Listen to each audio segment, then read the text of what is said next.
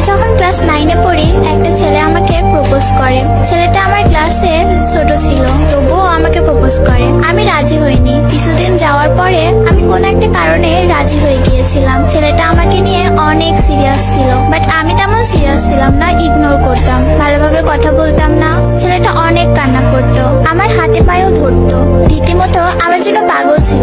একদিন কথা না বললে সে পাগলের মতো হয়ে যেত। একদিন আমার বাসায় জেনে যায় আমি রিলেশন করি। অনেক বকা খাইছি, আমার ফোনটাও নিয়ে নেয় বাসা থেকে। তারপর সে তার ফোন আমাকে দিয়ে দেয়। সে তার বন্ধুর ফোন দিয়ে আমার সাথে কথা বলতো। আমি আবার ধরা পড়ে যাই, সে আবারও আমাকে আরেকটা ফোন দিয়ে দেয়। এভাবে অনেকগুলো ফোন আমাকে সে দিয়েছিল। সে অনেক পাগলামি করতো, আমাকে অনেক ভালোবাসতো, কিন্তু আমার ফ্যামিলি মানবে না। প্রথম প্রথম আম্মু মেনেও নিয়েছিল, কিন্তু আম্মু যখন জানতে পারে ছেলেটা সিগারেট খায়, তখন আমার আম্মু আর মেনে নেয় না। আমার বাসায় বিয়ের জন্য চাপ দেয়, অনেকগুলো বিয়ে ভেঙে দেয় আমি নিজেই। তখন আমার ফ্যামিলি আমাকে বলে, ঠিক আছে তোমাদের বিয়ে দেব, কিন্তু দুইজন কারোর সাথে কথা বলবা না, আগে বড় হও, তখন তোমাদের বিয়ে দিব।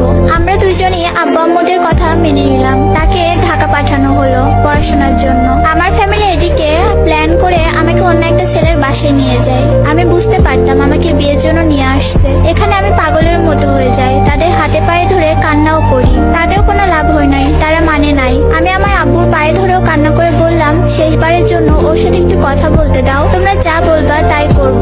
তারপর আমার আব্বু আমাকে বলল, কথা বলতে দিব, কিন্তু তুমি ওকে বলবা না যে তোমার আজকে বিয়ে। আমিও রাজি হয়ে যাই। ওকে কল দেওয়ার সাথে সাথে ও যখনই হ্যালো বলছে, তখনই আমি চিৎকার মেরে কান্না করে দিই আর বলি আমাকে বিয়ে দিয়ে দিচ্ছে। ও তো তখন পাগল হয়ে গেছে। রাত বাজে 2টা, কোনো গাড়ি নাই, কেমনে আসবে? ওই পাগলের মতো খালি পায়ে দৌড়ায় দৌড়ায় বাস স্ট্যান্ডে গেছে, কোনো গাড়ি নাই, রাস্তার মধ্যে শুয়ে পড়ে কান্না করছে। আর এখানে আমার কাছ থেকে আমার ফোন নিয়ে নিছে।